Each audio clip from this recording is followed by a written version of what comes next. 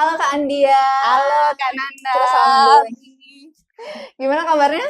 Alhamdulillah. Baik Kak Nanda gimana? Alhamdulillah luar biasa. Masya Oke, Allah. sahabat RSCM, di sini kita sudah kedatangan tamu spesial kita, Kak Andia, dari instalasi farmasi. Udah kelihatan banget Iya. ya, anak apoteker banget nih. Oke, Kak Andia bisa perkenalan diri terlebih dahulu deh, biar dari sahabat RSCM ini kenal nih sama Kak Andia. Mungkin besok sahabat RSCM berkunjung ke farmasi atau mungkin mengambilkan obat untuk keluarganya. Bisa perkenalan diri terlebih dahulu. Ya, halo sahabat RSCM. Perkenalkan, saya apoteker Andia Rosiantari. Biasa sehari-hari dipanggil Andia. Nah, di Rumah Sakit Cahaya Medika ini saya sebagai kepala instalasi farmasi rumah sakit. Keren banget ya, udah jadi kepala instalasi farmasi di Rumah Sakit Cahaya Waduh. Medika. Oke Kak Andia, kita nih tema kita pada hari ini podcast Mm. RSCM ini kita akan membahas terkait dengan apa sih farmasi itu, obat itu seperti apa, aturannya dan segala macam ya. Karena Oke. di zaman sekarang kan banyak banget ya kita bisa beli obat dimanapun, tapi kita belum tahu aturan minum obatnya seperti Ya, benar, apa, benar, betul nggak benar, sih? benar banget, benar banget. Oke, kita membahas nih, Kak Andia sebenarnya instalasi farmasi di rumah sakit itu apa sih, Kak Andia? Oke, ya biasanya orang kalau dengar instalasi farmasi tuh langsung ingat obat ya, Iya, betul obat. banget. Nah, padahal sebenarnya arti instalasi farmasi di rumah sakit itu tuh sangat luas. Mhm. Nah, dua bagian utamanya itu ada di yang pertama manajerial sama yang kedua di pelayanan farmasi klinis. Hmm. Nah, di bagian manajerial ini farmasi atau apoteker ya, utamanya itu bertugas di bagian pengelolaan obat dan alat kesehatan.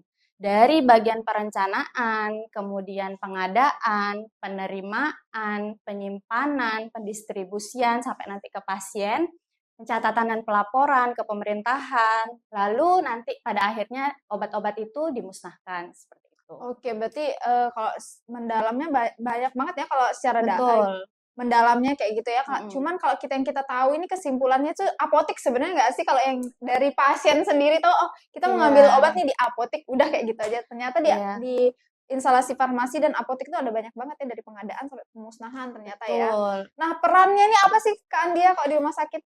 Ya, oke. Jadi kalau ditanya peran ya, kalau ditanya peran itu tadi di bagian manajerial itu kita memastikan ketersediaan obat di Oke. farmasi rumah sakit itu ada. Nah, di bagian pelayanan farmasi klinis ini sebenarnya fungsi utamanya ya, setelah obat itu ada nih di rumah sakit kita, nanti dilanjutkan ke pelayanan farmasi klinis. Nah, keluarlah dari gudang farmasi, obat itu tentunya akan disalurkan ya, obat dan alkes akan Mhm. disalurkan ke Ke pasien. Nah, pasien. sampai dia akhirnya, diterima oleh pasien dalam keadaan aman dan tepat tentunya Mhm. ya, itu bagian dari, fungsi dari instalasi farmasi atau orang-orang di sana gitu. Nah, dia itu memastikan apakah nanti dia itu pasiennya itu sudah tepat, untuk menerima obat, kemudian dia itu sudah tepat dosis, Hmm. tepat obat, terus lama pemberian, interval pemberian itu sudah tepat. Nah, itu yang dikaji terlebih dahulu sebelum nantinya itu Oke. sampai ke Ke pasien pasien. dalam keadaan aman Berarti dan berarti berkualitas. nggak bisa asal beli gitu Iya, ya, kayak kita betul. beli di toko biasa kayak gitu di Iya, benar, pasaran. benar. Oke Kak Andia, kita sekarang membahas terkait tadi kan sudah membahas terkait instalasi farmasi itu apa, Mhm. kemudian fungsinya di rumah sakit itu apa. Karena di masyarakat di kita ini kan kita awam banget ya soal itu kayak Benar, gitu. benar. Jadi kita cuman kenalnya kita beli obat ya di apotek. Udah Mhm. selesai Betul, kayak gitu. betul, Nah, betul. sekarang nih terkait dengan obat. Sebenarnya obat itu apa sih Kak Andia? Iya. Jadi secara istilah dulu nih ya, tak jelasin secara istilah, jadi obat itu adalah suatu bahan atau kumpulan bahan yang fungsinya itu memengaruhi sistem fisiologis dari tubuh manusia. Hmm. Nah, fungsinya dalam rangka itu ada yang menetapkan diagnosis, ada untuk pencegahan, ada untuk penyembuhan, sampai nanti itu ada yang kaitannya dengan kontrasepsi. Seperti Oke. itu. Apakah beda dengan vitamin? Obat itu apakah beda dengan vitamin? Apa vitamin itu disebut juga sebagai obat Kak Andia? Nah, jadi gini, peruntukan dari vitamin itu sebenarnya hanya sebagai ajuvan atau pelengkap ya. Oh. Utamanya si obat inilah yang memperbaiki sistem fisiologis, misalkan kita lagi sakit nih, obat ini yang berfungsi untuk menyembuhkan seperti itu. Mhm. Tapi Cuman vitamin juga berperan dalam memberikan penambahan efek dari obat. Misalkan Oke. nih, kita lagi demam ya, flu demam gitu. Kita diberikan obat untuk demamnya itu paracetamol ya. Hmm. Paracetamol nanti bisa dikombinasikan dengan vitamin C. Jadi Mm-mm. untuk meningkatkan imunitas kita jadinya sembuh lebih cepat seperti itu. Oke, berarti vitamin dan obat tuh jelas berbeda ya Jelas Kak Dia. berbeda, Walaupun betul. bentuknya sama-sama tablet, Iya, sama-sama sirup ya, benar, tapi benar. itu berbeda. Kalau yang obat tadi untuk menyembuhkan, Mm-mm. kalau yang vitamin Vitamin sebagai tambahan. tambahannya. Ya. Oke, kita lanjut nih ke pertanyaan-pertanyaan selanjutnya. Tadi kan apa itu obat? Mm-mm. Kemudian ada berapa sih golongan obat tuh? Karena kan jujur kalau dari saya pribadi saya pernah beli obat nggak di rumah sakit tuh kan dia, jadi kayak nggak perlu pakai resep dokter ya. Oh iya, iya. Nah ditanya ada golongan tuh ada 2 jenis golongan mungkin Kak dia sendiri nanti yang bakalan Mm-mm. jelasin ya seperti apa. Nah apa aja sih golongan obat tuh dan bagaimana cara membedakan? Oke, oke, oke. Jadi golongan obat itu sebenarnya berdasarkan peraturan Menteri Kesehatan ya, ada 4. Garis utamanya itu ada 4. Yang pertama ada namanya golongan obat bebas. Nah, Oke. cirinya nanti di kemasannya itu ada lingkaran dengan berwarna biru, garis tepi hitam. Nah, itu obat bebas. Sorry. Untuk obat bebas itu lingkaran warna hijau dengan garis tepi hitam. Nah, yang golongan-golongan obat bebas ini bisa dibeli tanpa resep dokter. Oke. Ya, karena dosisnya pun masih dalam rentang aman lah untuk dikonsumsi tanpa pengawasan dokter. Nggak berat gitu ya? Nggak berat. Maksudnya? Contohnya paracetamol Oh, kan bisa paracetamol tuh. tuh bebas ya? Bebas. Ya, selanjutnya ada golongan obat bebas terbatas. Itu di logonya itu warna biru, garis tepi hitam. Nah, itu dalam beberapa jumlahnya tertentu itu nanti bisa dibeli tanpa resep dokter karena dia itu masih aman. Tapi hanya untuk beberapa tablet saja seperti itu, masih dibatasi jumlahnya. Nah, selanjutnya itu ada golongan obat keras ya. Itu warnanya merah, ada huruf K di tengah nanti. Nah, kalau golongan obat keras itu harus wajib dibeli dengan resep dokter. Seperti itu. Contohnya itu antibiotik, seperti itu. Terus obat-obat diabetes, obat-obat jantung, karena harus dengan pengawasan kan tentunya ya. Sama ada golongan narkotika. Oh. Ya, itu yang terakhir. Jadi ada 4 Ada golongan 4 obat golongan ya? utamanya. Oke, kalau membahas terkait yang ada obat yang generik dan apa ya paten itu Iya. Soalnya aku pernah ditanyain di apotik kayak gitu kan mau beli obat ada salah satu obat kayak gitu sih tanya mau yang generik apa paten ya? Nah itu aku bingung kan apa ya maksudnya beli obat ya udah Mbak untuk yang ini aku bilang oh, yang ini aja kayak gitu. Jadi kan soalnya kita masih awam ya nggak tahu gitu. Iya. Kemarin juga sempat kayaknya viral ya terkait obat generik atau obat paten, ada yang lebih bagus gitu ya. Ya, oke. Jadi tak jelasin dulu ya perbedaannya. Nah, obat paten dulu nih. Obat paten itu obat baru yang telah ditemukan, telah dikembangkan, dan telah melalui uji preklinik dan klinik tentunya. Nah, itu baru dia bisa disebut obat paten. Dia baru ditemukan nih. Dan memiliki hak paten. Biasanya 20 tahun. Itu berlakunya masa patennya. Selanjutnya obat generik nih. Ya, kalau obat generik itu sebenarnya mantan obat paten yang telah habis masa patennya. Jadi baru bisa diklaim tuh dia generik seperti itu. Kalau terkait dengan efikasi ya atau manfaat itu sebenarnya sama saja. Soalnya kalau obat generik itu dia itu sudah dijalankan beberapa uji tentunya untuk obat generik ini. Lebih senior ya berarti? Dia generik. Itu ibaratnya kayak mantannya lah, tapi udah putus kontrak gitu, baru bisa diklaim. Oke. Ya kayak gitu. Nah obat generik ini pun sebenarnya pasien nggak perlu khawatir ya, ngiranya lebih rendah efeknya dibanding obat paten. Padahal sebenarnya kalau obat generik ini sebelum akhirnya dipasarkan pun dia itu menjalankan beberapa uji ya. Ada bioekivalensi sama uji disolusi terbanding. Kalau bioekivalensi itu dia menguji efek terapeutik di tubuh kita seperti itu. Dan tentunya dibandingkan dengan produk komparatornya atau misalkan dia membandingkan dengan produk patennya tadi itu ya. Nah, setelah dia hasilnya itu keluar, secara statistik itu tidak berbeda signifikan, baru nanti dia itu bisa dipasarkan. Oke. Seperti itu. Jadi jangan khawatir, tentunya obat generik pun sudah diuji, baru nanti akhirnya itu bisa dipasarkan. Oke Kak Andia, cuman kan kita masih bingung ya kalau disuruh pilih paten dan generik itu mana lebih baik kayak gitu Kak Andia. Kalau dari Kak Andia ini gimana?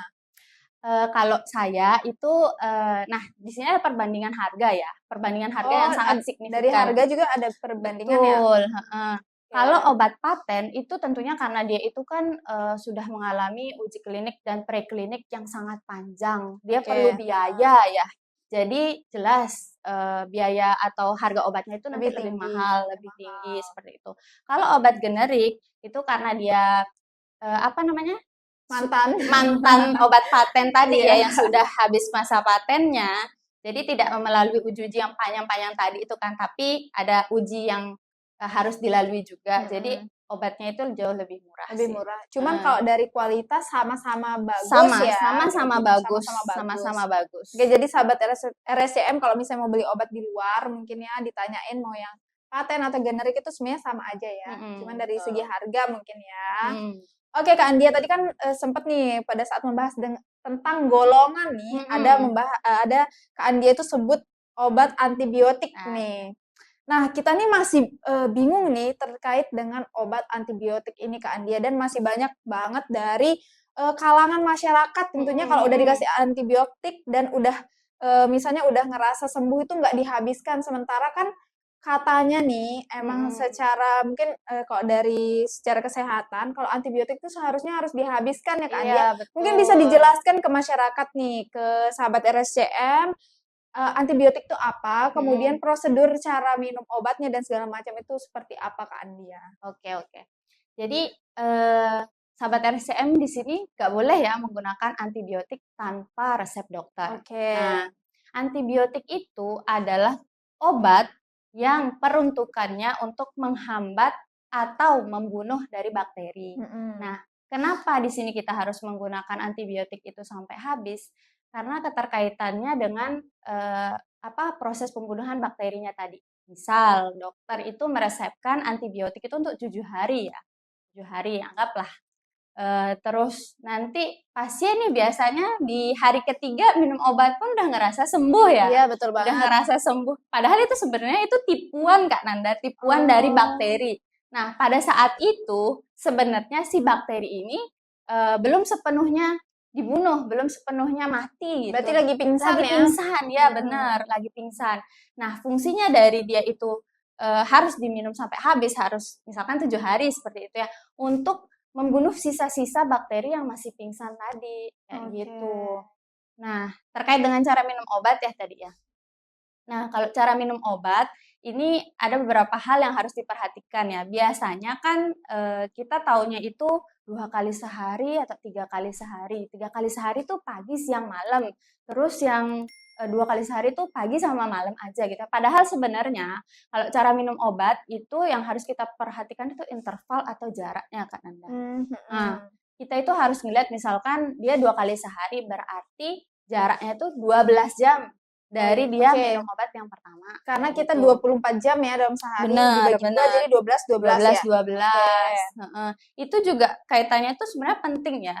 Untuk menjaga kadar obat itu dalam darah itu tetap stabil seperti itu. Jadi kita nggak bisa nih tiba-tiba nanti minumnya siang gitu kan, yang penting udah 2 kali sehari gitu ya. Kita banget sih, aku banget sih kayak gitu kan. Itu nggak bisa Kak Nanda. Berarti harus diperbaiki ya dari sekarang nih. Kayak gitu. Iya, obatnya jadi bingung tuh, tiba-tiba lonjakan kadarnya jadi tinggi gitu kan. Nah, kayak gitu. Berarti itu mempengaruhi nggak sama kesembuhan kita Kak Andia? Benar, sangat mempengaruhi ya. Kalau kita konsisten, otomatis kadar obat dalam darah kita itu stabil. Jadi dia itu punya ritme gitu untuk menjalankan aksinya. Seperti itu. Berarti kalau udah jam segini tetap jam segini kayak gitu. Itu PR banget sih, karena kan kita punya kesibukan ya Kak Andia yang kita malah mungkin mau curi-curi waktu untuk minum obat atau kadang kita lupa kayak gitu. mungkin ada sedikit orang ya Kak Andia yang bisa konsisten minum obat, misalnya jam 7 ya udah minum obat jam 7. Karena kebanyakan kita nih yang penting 3 kali sehari, ya udah 3 kali sehari. Kita hitungannya pagi, siang, sore, terserah tuh jam berapa kayak gitu Kak Andia. Ternyata sangat Iya, mempengaruhi sangat kesembuhan mempengaruhi. ya kayak gitu. Oke Kak Andia, berarti tadi antibiotik itu harus pakai resep dokter yang Iya, pertama ya. benar. Terus cara minum obatnya harus dihabiskan. Harus Kemudian sampai habis. jaraknya juga harus diperhatikan gitu. Benar. Nah, misalnya nih Kak Andia, kan kita misalnya dikasih obat antibiotik nih. Antibiotiknya itu resep mungkin satu apa ya namanya? Yang Satu kayak gitu. strip. Oh ya, satu strip. Nah, satu strip. Cuman kita tuh ada saatnya kita lupa. Misalnya nih 2 kali sehari, ada kita lupa nih. Apakah kita boleh minumnya seperti biasa atau gimana kalau yang antibiotik? Nah, ya. Ini sekalian tak bahas ya, misalnya contohnya itu kasus di penyakit-penyakit kayak kronis TB ya misalkan. Pasien tuh lupa minum obat ya, padahal sebenarnya di jam tertentu itu udah harus masuk nih obatnya. Nah, pas ingat itu harus segera minum Kak Nanda. Itu harus segera minum. Kita nggak boleh sampai ngelewatin ibaratnya kayak beberapa dosis, 2 dosis tuh nggak boleh. Nah, biarlah kesalahan yang pertama itu jangan ditumpuk-tumpuk gitu ya, harus diminum langsung kayak gitu. Nggak ngulang dari awal. Nggak ngulang dari awal. Nah, kalau TB ini kan di sini kita melayani TB ya. Iya, Nah, betul. kita melayani TB di sini. Kalau TB itu dia terbagi menjadi 2 tahapan ya. Ada namanya tahapan pengobatan intensif sama ada namanya pengobatan tahapan lanjutan. Nah, tahapan intensif ini untuk yang kasus sensitif obat ya, kasus baru itu 2 bulan lamanya. 2 kali 28 hari. Nah, di lanjutan itu 4 kali 28 hari. Jadi totalnya itu 6 bulan seperti itu. Nah, kalau dia sampai putus obat ya, nah ini bahaya nih.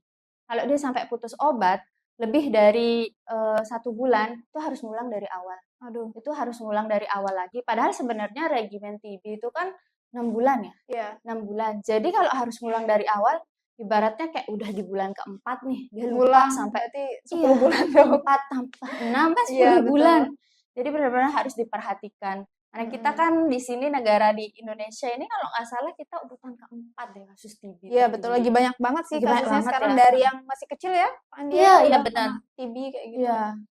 Oke, berarti kalau kasus kronis tadi contohnya yang TB itu harus ngulang ya. Cuman Iya, kalau harus kita yang minum antibiotik ini yang mungkin nggak kronis Nggak kayak gitu, kronis, masih yang untuk nyembuhinnya masih skala kecil lah kayak Iya. gitu. Itu lanjut aja Lanjut gitu ya. lanjut Andia. aja. Oke, kalau misalnya ada bahaya nggak kira-kira kalau kita nggak sesuai dengan prosedur nih kalau minum antibiotik Andia? Kan banyak banget kan banyak banget merek antibiotik kan Kak Andia kayak gitu, beda-beda juga tuh kan. Kalau katanya nih kalau yang pernah ku dengar kayak Kak Andia, kalau kita misalnya udah salah cara prosedur minum obat yang antibiotik ini, berarti kita nggak boleh, bener nggak? Kita nggak boleh kayak gitu pakai antibiotik yang itu lagi. Nah, ya. Mitos atau fakta nih ya? Nah, ini perjalanannya panjang nih. Iya. Kalau seandainya dia itu nanti ibaratnya apa tadi yang dia itu sudah pengobatan ya, tapi karena dia itu sembarangan ya istilahnya ya menggunakan antibiotik. Yang pertama bahaya nggak kalau kita nggak sesuai prosedur. Kedua kalau kita udah minum antibiotik itu nggak sesuai prosedur, apakah kita tidak boleh menggunakan antibiotik itu lagi? Oke. Mitos atau fakta tuh? Jadi itu fakta. Bisa dibilang fakta. Contohnya gini kan Anda. Kalau kita keterusan ya ngulang-ngulang hal-hal yang kayak misalkan beli tanpa resep, terus kita ibaratkan diagnosis diri kita sendiri ya. Iya, betul. Terus penggunaannya tidak tepat, itu mengakibatkan resistensi antimikroba. Oke, namanya resistensi ya. Resistensi antimikroba. Jadi resistensi antimikroba itu atau antibiotik itu adalah suatu keadaan di mana obat itu atau antibiotik itu sudah kebal, sudah resisten, sudah tidak mampu lagi melawan si bakteri ini. Bakterinya itu udah kebal gitu. Nah, kebayang nggak sih kalau seandainya kita awalnya diresepkan amoxicillin ya. Amoxicillin kan antibiotik paling rendah ya. Oh, amoxicillin itu berarti antibiotik ya? Amoxicillin. Amoxicillin itu antibiotik. Nah, kalau seandainya kita resisten amoxicillin nih, kita udah harus naik ke golongan yang lebih tinggi lagi ibaratnya. Misalkan cefalosporin atau fluoroquinolone. Itu efek sampingnya dari antibiotik itu sangat-sangat signifikan. Belum lagi biayanya itu lebih mahal, pengobatannya itu lebih lama kayak gitu. Jadi sangat-sangat bahaya ya kan Anda ya. Ya seperti itu. Berarti kita kebal ya sama bakteri kebal. itu, nggak bisa menyembuhkan kita ya. Cuman kan Kak Andia ini kan kita kurang tahu ya golongan-golongan Iya, kayak iya, gitu. iya. Apakah gimana sih supaya kita tuh bisa tahu kita tuh udah kebal kayak gitu, udah resisten gitu terhadap Iya. antibiotik ini, antibiotik ini. Apakah kita setiap minum antibiotik harus catat ini antibiotik golongan apa ya, namanya apa ya dok, kayak gitu. Saya nggak tahu nih soalnya udah Heeh. resisten apa enggak kayak gitu. Nah, biasanya tuh nanti kalau dia dicurigai resisten nih, karena kan biasanya dia dikasih, ibaratnya dia demam nih, nanti Mm-mm. ada gejala infeksi, diresepkan amoxicillin, tapi nggak Ya. habis, dia udah resisten. Nah, setelah dia demam lagi di serangan demam selanjutnya itu udah nggak mampu lagi nih, masih tetap demam Oh, kayak gitu. oke. Nggak sembuh Nah, ya nggak istilahnya. sembuh. Itu tanda-tandanya. Ya, tanda-tandanya. Belum lagi kalau mau penegakan diagnosa yang lebih tepat lagi itu harus kultur bakteri namanya. Itu Kita kayak gimana? diuji, diambil sampel darah atau ribet nanti ya dahak dan sebagainya kayak gitu. Oke, Nah, oke. diuji ini peka nggak, masih peka nggak sih antibiotik ini terhadap Mm-mm. bakteri itu kayak Oke. gitu. Berarti PR-nya nih buat kita ya Kak Andia, Mhm. jangan asal-asal minum antibiotik Jangan kayak gitu ya. asal-asalan, ikuti Kan anjuran dokter atau tanya hmm, apotekernya. iya betul. Oke Kak Andia nih, ini kan terkait dengan antibiotik ya. Ada Mhm. obat yang lain nih Kak Andia. Oke, oke, oke. Masih panjang sepertinya nih. Mhm. Oke, kalau terkait dengan ada beberapa jenis obat nih kan Kak Andia. Tadi kan yang tablet ya. Iya, iya, Sekarang iya. yang sirup sama misalnya obat tetes mata atau tetes telinga nih Hmm. Kak Andia. Kalau kita udah buka nih misalnya, kan misalnya expirednya kita bukanya di 2026, Hmm. expirednya di 2028 atau Oh, iya, iya. 2027. Nah, tapi kita udah buka tuh Kak Hmm. Andia, tapi belum kita habiskan. Nah, besok kalau kita mau pakai lagi apakah masih bisa? Karena kan udah kena ini ya, udara-udara. Udara, Iya, bener, apakah bener. boleh dipakai nih atau Ya, gimana? ya oke. Jadi Seru kita banget kayaknya ya ini. banyak banget ya Ananda ya yang Iya. dibahas. Gak apa-apa, biar masyarakat dan pasien kita tuh paham nih terkait Oke. dengan penggunaan obat Mm-mm. gitu. Ini kaitannya berarti lama penyimpanan ya setelah Iya. dia dibuka. Jadi kita di sini jelaskan dulu perbedaan dari expired date sama ada namanya beyond use date tuh Kak Nanda. Oke. Dua hal yang sangat berbeda tapi kadang diartikan sama orang-orangnya. Jadi expired date itu adalah masa simpan di mana si pabrik atau si perusahaan pembuat obat ini menjamin keamanan dan kualitas si obat sebelum Oke. dia itu dibuka dari kemasan primernya. Oh ya, yang 2027 ke 2029 misalnya Nah, ya, ya, itu belum dibuka gampangnya tuh. lah ya itu. Ya. Nah, kalau beyond use date itu adalah masa simpan atau lama simpan obat setelah kemasan primernya itu dibuka. Kemasan primer itu maksudnya apa sih Kak Nanda? Kemasan primer itu kemasan yang langsung melekat sama obatnya. Misalkan nih sirup ya, sirup itu kan yang melekat sama ininya botolnya. Nah, itu namanya Oh kemasan ya. primernya. Oke. Nah, beyond use date ini dia ada banyak bedanya Kak Nanda. Jadi beda sediaan, beda beyond use date-nya atau beda lama masa simpannya. Ini tak jelasin beberapa aja ya. Kalau yang untuk krim misalnya, krim, emulsi sama gel yang tanpa pengawet, ya diracik biasanya kan spesialis kulit tuh, yang tanpa pengawet itu masa penyimpanannya 14 hari atau 2 minggu. Kalau Salep yang ya, salep masuk. kalau salep itu beda lagi. Oh beda, ini yang Ya, krim dulu ya. itu krim, emulsi sama gel. Oke. Nah, kalau yang dengan pengawet, yang krim, emulsi sama gel tadi itu 35 hari Kak Nanda.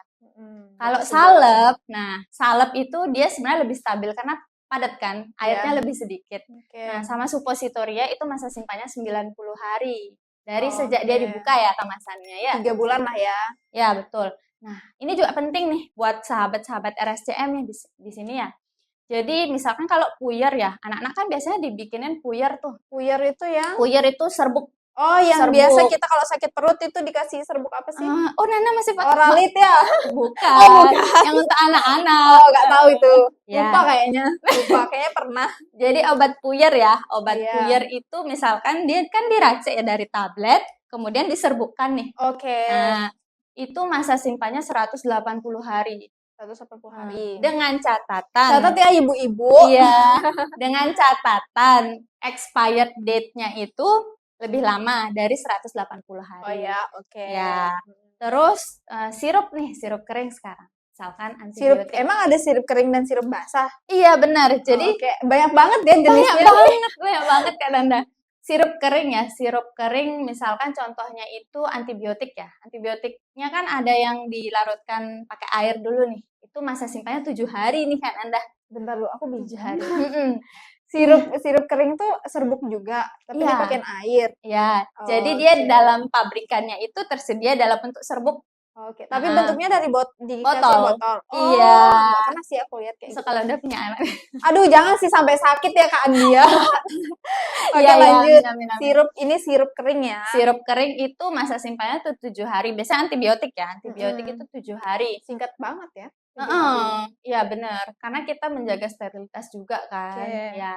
Terus obat tadi disebutkan itu ada obat tetes mata ya? Ya, Nah, obat dulu nih, sirup basah dulu. Oh, sirup basah. Iya. Kalau sirup basah itu 35 hari. 35 hari 35 sebulan. hari. Heeh. Sirup kering 7 hari. 7 hari. Kemudian apa tadi? Eh, Tetes mata, tetes mata dan ya. tetes telinga. Itu Tetes sama nggak? mata.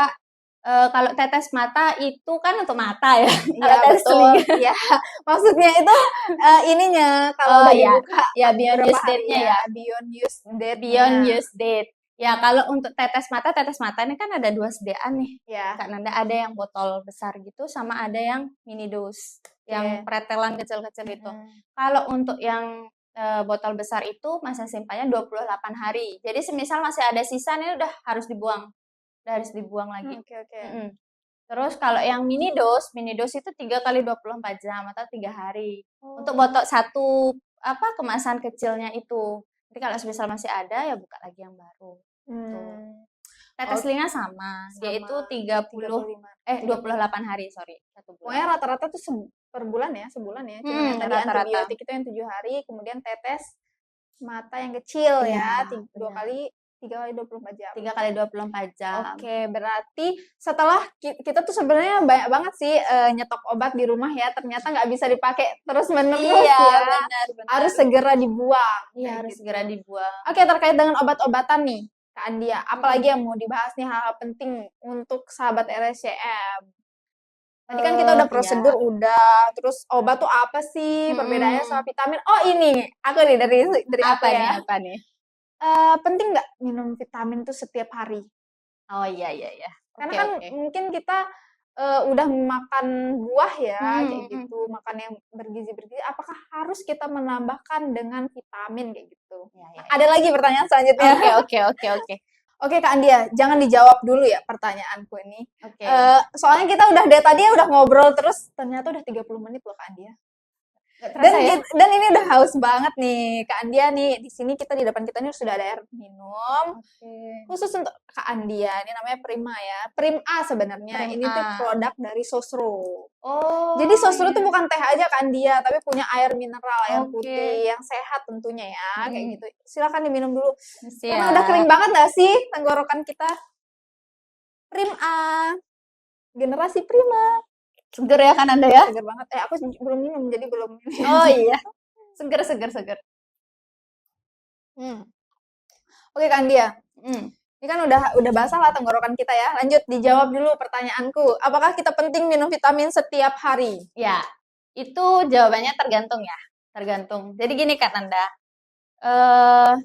Kalau terkait vitamin ya, ada namanya acceptable daily intake. Aduh susah banget daily intake itu bahasa gampang Kak dia tolong. Nah, kebutuhan dosis yang bisa diterima oleh tubuh setiap harinya kayak gitu. Semisal nih ibaratnya orang yang dalam kondisi osteoporosis gitu sama orang normal jelas beda ya, yaitu kebutuhan tentang vitaminnya, terkait vitaminnya kayak gitu. Apakah perlu setiap harinya? Beberapa vitamin memang aman dikonsumsi setiap hari. Misal vitamin C, vitamin D, kayak gitu itu aman. Tapi dengan dosis-dosis tertentu. Dan tentunya sebenarnya kita itu harus periksa ke dokter dulu Kak Nanda. Ini kita harus kasih tahu, kasih tahu dokternya. Ini saya berencana minum tiap hari nih Dok. Amannya dosisnya berapa ya? Karena yang tersedia di pasaran itu banyak banget Kak Nanda. Vitamin C aja nih, ada yang 250, ada yang 500, ada yang sampai 1000. Oke, kalau yang amannya buat kita nih, yang biasa aja nih sebenarnya. Yang biasa aja itu kita mulai dari dosis yang paling kecil dulu tentunya ya. Itu boleh setiap hari walaupun kita makan makanan yang misalnya udah minum mungkin makan jeruk dan segala macam itu kan vitamin C kan. Itu masih bisa. bisa. Ya, Oke, benar. berarti ada yang boleh setiap hari, ada yang Mm-mm. nggak boleh ya? Ada yang nggak boleh. Tergantung tadi apa? Tergantung kondisi Kondisi. dari kita sendiri. Dalam kondisi dia normal-normal aja ya sebenarnya buat apa kan minum Mm-mm. vitamin kayak gitu. Karena kan sebenarnya kita nih agak takut ya Kak Andia, takut Mm-mm. kena misalnya kena infeksi, kena apa kayak gitu. Oh, Jadi kan iya. kita minum vitamin dulu, ya udah minum vitamin dulu banyak nih supaya nggak jadi sakit biasanya bahasanya Iya, kayak iya, gitu. iya. Heeh. Oke, kalau misalnya nih kalau untuk kulit Kak Andia, Oke, oke, boleh oke. nggak? Kalau untuk kulit ya, misalkan nih kalau untuk kulit itu niatnya apa dulu nih? Supaya nggak jerawatan. Supaya nggak misalnya, jerawatan. gitu. Nah, supaya nggak jerawatan itu kita bisa mengonsumsi zinc ya. Zinc, ya. oke, zinc. Karena zinc itu sebenarnya efektif untuk melawan bakteri penyebab jerawat. Selain dia itu menjaga daya tahan tubuh kita, Kak Nanda. Oke. Ya, kayak gitu. Atau mungkin pengen cerah gitu ya, pengen Oh iya, putih gitu. benar. Kombinasi glutathione sama vitamin C. Oke. Kayak gitu. Oh, oke Kak Andia. Tadi kan vitamin tuh boleh aja ya, Boleh aja. tergantung kondisi dan keperluan, kebutuhan sebenarnya kebutuhan. tubuh kayak gitu. Mulai dari yang kecantikan mungkin kulit, sampai yang kondisi kita yang kurang vitamin D, C kayak gitu ya tadi. Benar-benar. Nah, Kak Andia misalnya nih, kan kita Mm-mm. nih mau kulit kita bagus, tapi juga mungkin kita kurang vitamin C, mau minum vitamin C juga atau vitamin D. Boleh nggak kita setiap hari tuh minum banyak vitamin? Misalnya dari vitamin A pagi hari, vitamin B misalnya, terus siangnya kita vitamin C, malamnya vitamin D, boleh nggak? Atau cukup satu aja? Sebenarnya balik lagi ke kondisi tubuh ya, tapi kalau seandainya jor-joran nih istilahnya semua vitamin mau diminum karena pengen ini pengen itu sebenarnya tubuh pun jadi bingung. Belum lagi ya Kak Nanda ya, vitamin yang masuk ke tubuh kita itu kan perlu diolah. Nah, otomatis tubuh kita itu bekerja lebih berat kayak gitu. Nggak kasihan sama tubuh Oke, bener sendiri. sih. Ginjal Nanti juga nggak sih? ginjal juga dia harus diekskresikan, dikeluarkan dari tubuh. Nah, itu memperberat kerja tubuh juga. Dipakainya itu yang normal-normal aja. Mending makan ya. Iya, makanya mending dari makan, jaga pola hidup Oke, kayak Kak gitu Andia. sih. Itu aja sih kalau dari aku Kak Andia. Hmm. Nah, kita nih udah di akhir nih, sesi Oke. akhir nih Kak Andia. Makasih banyak ya Kak Andia Ya. sudah membagi ilmunya nih terkait dengan obat tadi, farmasi itu apa, kayak gitu.